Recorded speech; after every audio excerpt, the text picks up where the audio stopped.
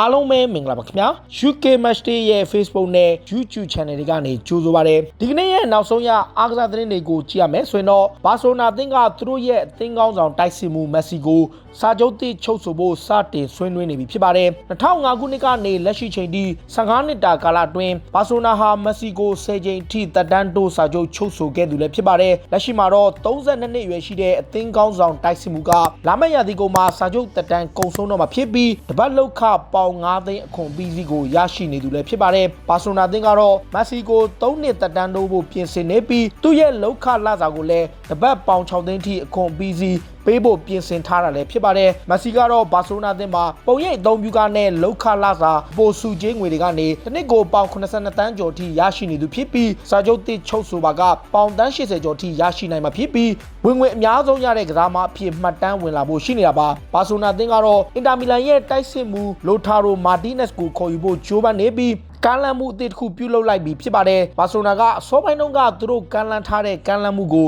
အင်တာမီလန်ကပယ်ချခဲ့ပြီးနောက်ကစားမတစ်ယောက်နဲ့ငွေသားအလိုက်ပေးပြီးကမ်းလှမ်းဖို့ပြင်ဆင်လာတာပါဘာစီလိုနာကတော့ပြောင်းရွှေ့ကြီးယူရိုတန်း80အပြင်နောက်ခံလူဂျူနီယာဖီပိုကိုဒါအလိုက်ပေးပြီးကမ်းလှမ်းဖို့ပြင်ဆင်လာတာပါအဲ့ဒီကမ်းလှမ်းမှုအရဘာစီလိုနာဟာဂျူနီယာဖီပိုကိုယူရို41တန်းသတ်မှတ်ခဲ့တာကြောင့်အင်တာမီလန်တောင်းဆိုထားတဲ့ယူရိုတန်း100ကျော်နဲ့ကမ်းလှမ်းလိုက်တာလည်းဖြစ်ပါတယ်ဘာစီလိုနာသင်းရဲ့အဓိကတိုက်စစ်မှုလူးဝီဆွာရက်ကတော့ဒဏ်ရာကနေပြန်လဲသက်သာကောင်းမွန်လာပြီဖြစ်လို့ဒီတစ်ပတ်ကစားမဲ့လာလီကာပွဲစဉ်မှာပါပြန်လဲကစားဖို့အသင့်ရှိနေပြီလို့ဆိုပါတယ်ဒုတိယကြောင်းကာလရှေကြာအနားယူနေရတဲ့ Suarez ကလေ့ကျင့်ခန်းပြန်လဲဆင်းနေပြီးနောက်ကလပ်သင်းဘက်ကသူ့ရဲ့ဒဏ်ရာအပြည့်အဝကောင်းမွန်သွားခဲ့ပြီဖြစ်ကြောင်းအတည်ပြုကြေညာနိုင်ခဲ့တာပါ33နှစ်အရွယ်ရှိတဲ့ Suarez ကတော့ဘာစီလိုနာရဲ့အဓိကအရေးပါတဲ့တိုက်စစ်မှုတူဖြစ်ပြီး9လကြာဒဏ်ရာရနေရကနေပြန်လဲကောင်းမွန်လာခဲ့ပြီးနောက်မာယော့ကာနဲ့ကစားမဲ့ပွဲစဉ်ကိုအသင့်ရှိနေတာလည်းဖြစ်ပါတယ်ဘာစီလိုနာရဲ့ဒဏ်ရာရကစားမတူဖြစ်တဲ့မက်ဆီကလည်းကြန့်ခိုင်မှုပြေဝပြီလို့ကလပ်သင်းဘက်ကအတည်ပြုထားပြီးဖြစ်ပါတယ်တခါဂျူဗန်တက်စ်အသင်းရဲ့နောက်ခံလူဒီလစ်ကလည်း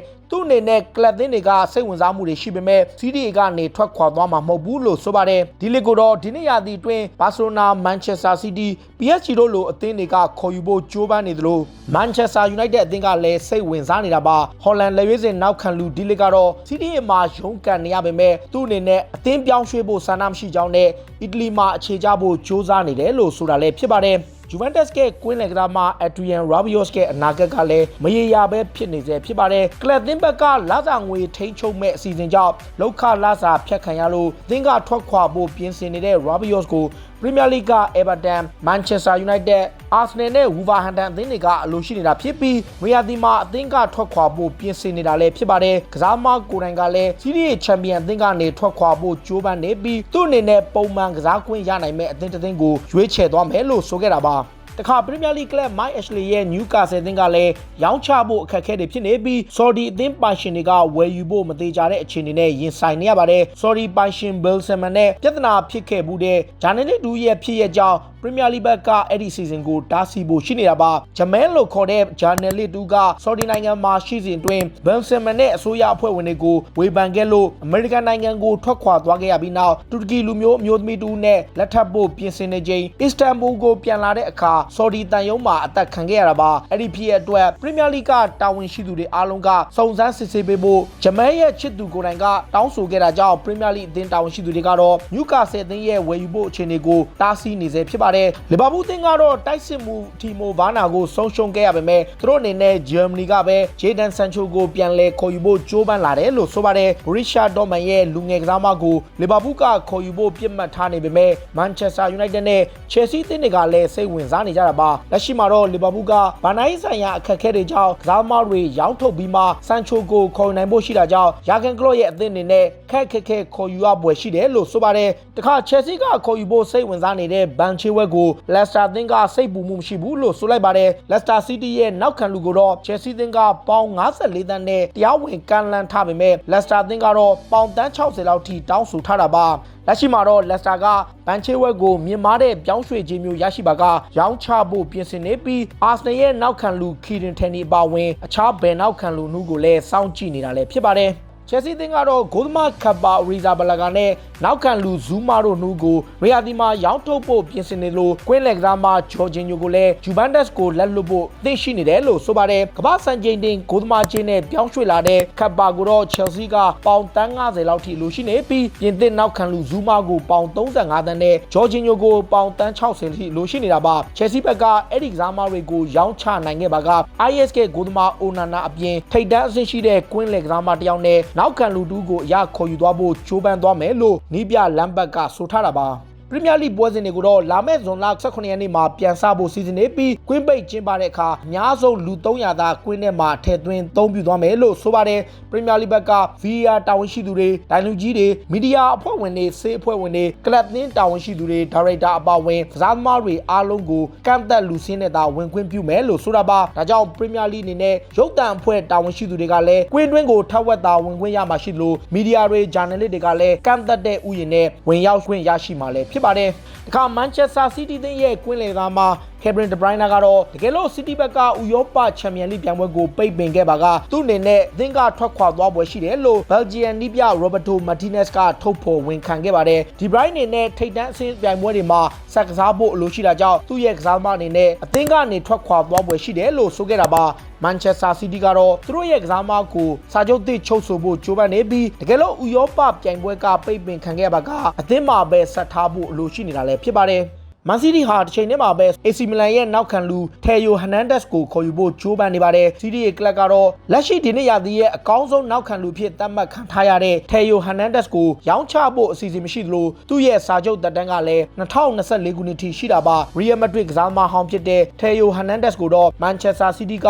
ပေါင်တန်း40လောက်နဲ့ခေါ်ယူဖို့ကြိုးပမ်းနေပြီးအက်တလက်တီကိုမက်ဒရစ်နဲ့ PSG တို့လိုအသင်းတွေကပါခေါ်ယူဖို့ပြစ်မှတ်ထားနေတာလည်းဖြစ်ပါတယ်မန်စီးတီးရဲ့မြို့ကန်ပြိုင်ပွဲယူနိုက်တက်ကလည်းဘန်ဖီကာရဲ့ကွင်းလက်ကစားမဖလော်ရန်တီနိုလူးဝစ်ကိုခေါ်ယူခြင်းနေတယ်လို့ဆိုပါတယ်။နမဲကျော် ESPN သတင်းဌာနရဲ့ဖော်ပြချက်အရအသက်20အရွယ်သားရှိသေးတဲ့ပေါ်တူဂီကွင်းလက်ကစားမကိုတော့ဘန်ဖီကာကရောင်းချဖို့ပြင်ဆင်နေတယ်လို့ဆိုတာပါ။မန်ချက်စတာယူနိုက်တက်ကတော့လူးဝစ်ရဲ့အေဂျင့်ဖြစ်သူနဲ့ပြီးခဲ့တဲ့ဇန်နဝါရီလတည်းကတွေ့ဆုံခဲ့ပြီးနောက်အဲ့ဒီကစားမကိုအငှားနဲ့အရင်ခေါ်ယူပြီးမှရာသီကုန်မှာအပိသက်ခေါ်နိုင်ဖို့ကြိုးပမ်းသွားမယ်လို့ဆိုပါတယ်။ဘန်ဖီကာအသင်းကတော့သူတို့ရဲ့လူငယ်ကစားမကိုပေါင်တန်း40လောက်ထိအလိုရှိနေတာလည်းဖြစ်ပါတယ်။ United ရဲ့နမဲကျော်ကွင်းလက်ကစားမဟောင်းဖော့စကိုကတော့ပြင်သစ်ကွင်းလက်ကစားမဖော့ပါအနေနဲ့အသင်းမှာပြန်လည်ကစားခွင့်ရဖို့ဆိုရင်သူ့အနေနဲ့ပုံမှန်နေရာပြန်လည်ရရှိအောင်ကြိုးပမ်းရမယ်လို့သတိပေးပြောကြားလိုက်ပါတယ်။ပေါ့ပါကတော့ဒဏ်ရာပြဿနာတွေနဲ့ရုန်းကန်နေရပြီးမှ United မှာပွဲစဉ်အနေနဲ့သာပါဝင်ကစားနေရသူပါအပြောင်းရွှေ့ရာသီရောက်တိုင်းကလပ်သင်းကနေထွက်ခွာမယ်ဆိုပြီးသတင်းတွေအမြဲထွက်နေတဲ့ပေါ့ပါကိုတော့ United အနေနဲ့ရောင်းချသင့်တယ်လို့ခြားကစားမဟောင်းတွေကတိုက်တွန်းထားပေမဲ့ Fosco ကတော့ Bruno Fernandes နဲ့တွဲပြီးသူ့ကိုခွင့်ရေးပေးသင့်တယ်လို့ဆိုခဲ့ပေမဲ့ပေါ့ပါအနေနဲ့ပုံမှန်နေရာရဖို့ဆိုရင်တော့ပြန်လည်ကြိုးပမ်းရမယ်လို့သတိပေးပြောကြားခဲ့တာပါTottenham Hotspur ရဲ့တိုက်စစ်မှုကာရီကိန်းကတော့ဒီနေ့ရာသီမှာအခြားပြိုင်ပွဲတွေမရှိတာကြောင့်လက်ကျန် Premier League 6ပွဲကိုအာရုံပြေးဝစိုက်ဖို့ကစားသမားတွေကိုသတိပေးလိုက်ပြီးဖြစ်ပါတယ်။လက်ရှိမှာတော့ Spurs ရဲ့ကစားသမားတွေအားလုံးကပြန်လည်သက်သာကောင်းမွန်နေပြီဖြစ်ပြီး United နဲ့ပွဲစဉ်အတွက်အသင့်ဖြစ်နေတယ်လို့ဆိုတာပါ။ကိန်းကတော့ပွဲတိုင်းကို3မှတ်အပြည့်ယူသွားဖို့ပြစ်မှတ်ထားတယ်လို့ဆိုတာပါ။ကျွန်တော်တို့အတွက် Manchester United ပွဲကိုအနိုင်ယူသွားဖို့ယုံကြည်မှုတွေရှိနေလို့ခြားပွဲစဉ်တိုင်းကိုလည်းကောင်းဆုံးစူးစမ်းပြီးအမှတ်အများဆုံးရအောင်ရယူသွားဖို့ပြစ်မှတ်ထားနေတယ်လို့ Hurricane ကဆိုခဲ့တာပါတခါအာဆနယ်အသင်းကခေါ်ယူဖို့ကြိုးပမ်းနေတဲ့အက်တလက်တီကိုမက်ဒရစ်ရဲ့ကွင်းလက်ကစားမသောမတ်ပါတီကတော့မြောက်လန်ဒန်ကလပ်အသင်းနဲ့ပုဂ္ဂိုလ်ရေးဆိုင်ရာသဘောတူညီမှုရခဲ့ပြီလို့ပြီးခဲ့တဲ့ရက်ပိုင်းကစပိန်မီဒီယာနဲ့ဂါနာမီဒီယာတွေမှာဖော်ပြနေပါတယ်အာဆနယ်အသင်းရဲ့တာဝန်ရှိသူတွေကတော့အက်တလက်တီကိုမက်ဒရစ်အသင်းနဲ့တွေ့ဆုံဆွေးနွေးခဲ့တယ်လို့ဖော်ပြထားပြီးဂါနာကစားမကိုတော့ပေါင်43တန်းရော်ဂျေးစာချုပ်ပေးပြီးခေါ်ယူဖို့ကြိုးပမ်းနေတယ်လို့ဆိုတာပါအာဆနယ်ဘက်ကတော့သောမတ်ပါတီကို9နှစ်စာချုပ်မျိုးနဲ့ကမ်းလှမ်းခဲ့တာဖြစ်ပြီးပုဂ္ဂိုလ်ရေးဆိုင်ရာသဘောတူညီမှုရထားပေမဲ့အက်တလက်တီကိုမက်ဒရစ်ကရောင်းချဖို့စူးစမ်းနေရဆဲဖြစ်ကြောင်းဖော်ပြခဲ့တာလည်းဖြစ်ပါတယ်တခါဘိုင်မြူနစ်ကရောင်းချဖို့ပြင်ဆင်နေတဲ့ကွင်းလက်ကစားမထူလီဆိုကိုတော့အာဆနယ်သင်းကခေါ်ယူခြင်းနေတယ်လို့ဆိုပါတယ်လက်ရှိနီးပြဟန်စီဖလစ်လက်ထက်မှာပုံမှန်နေရာပြောင်းဆုံးနေတဲ့သူကိုဘိုင်ယန်ကပေါင်တန်း40လောက်ထိလိုရှိနေတာပါပြင်သစ်ကွင်းလက်ကစားမကိုတော့နီးပြမီကယ်အာတတာကရီယယ်မက်ဒရစ်ကိုပြန်မဲ့ဒန်နီစပါယော့စ်ရဲ့နေရာမှာအစားထိုးခြင်းနေတာဖြစ်ပြီးဘိုင်ယန်ကနေအငှားနဲ့ခေါ်ယူဖို့ဂျိုးပန်းနေတာလည်းဖြစ်ပါတယ် Real Madrid ရဲ့ကွင်းလင်ကစားမ Eden Hazard ကတော့လက်ကျန်ရာသီပွဲစဉ်တွေမှာနောက်ထပ်အမှားယွင်းမရှိဘဲ La Liga Champions ဆုကိုရရှိဖို့အသင်းပေါ်တွေကိုတိုက်တွန်းပြောကြားလိုက်ပါတယ်။ Hazard ကတော့ဒီနေ့ရာသီအတွင်းခြေချင်းဝင့်ဒဏ်ရာကြောင့်ကာလရှည်ကြာအနားယူနေရတာဖြစ်ပြီး Real Madrid ရဲ့ပွဲစဉ်ပေါင်း22ပွဲထိကိုလွဲချော်ခဲ့ရသူပါ။တရားသီလုံးမှာသွင်းဂိုးတစ်ဂိုးသာသွင်းနိုင်ခဲ့တဲ့ Hazard ကကျွန်တော်တို့အနေနဲ့နောက်ထပ်တစ်ချိန်အခွင့်အရေးရရှိနေပြီးဒီတစ်ချိန်မှာတော့အခွင့်အရေးကိုအကောင်းဆုံးသုံးချသွားဖို့နဲ့ပွဲစဉ်တိုင်းကိုအနိုင်ရဖို့လိုအပ်တယ်လို့ဆိုတာပါ Hazard ရဲ့ Real Madrid အသင်းက La Liga 29ပွဲမှာ56မှတ်ရထားပြီးဇယားထိပ်ကဘာစီလိုနာနဲ့2မှတ်အကွာမှာရှိနေတာလည်းဖြစ်ပါတယ်။ဒါတွေကတော့စိတ်ဝင်စားစရာနောက်ဆုံးရအားကစားသတင်းတွေကိုတင်ဆက်ပေးခဲ့တာပါ။ခုလိုမျိုးစိတ်ဝင်စားစရာအားကစားသတင်းတွေကိုနားဆင်ကြတဲ့ကြည့်ရှုကြတော့ UK Matchday ရဲ့ Facebook နဲ့ YouTube Channel တွေကို Follow လုပ်ထားကြပါလို့တောင်းဆိုရင်းနဲ့ဒီကနေ့ရဲ့အစီအစဉ်ကိုဒီမှာပဲဆုံးသက်ပြစေ။အားလုံးကိုကျေးဇူးတင်ပါတယ်ဗျ။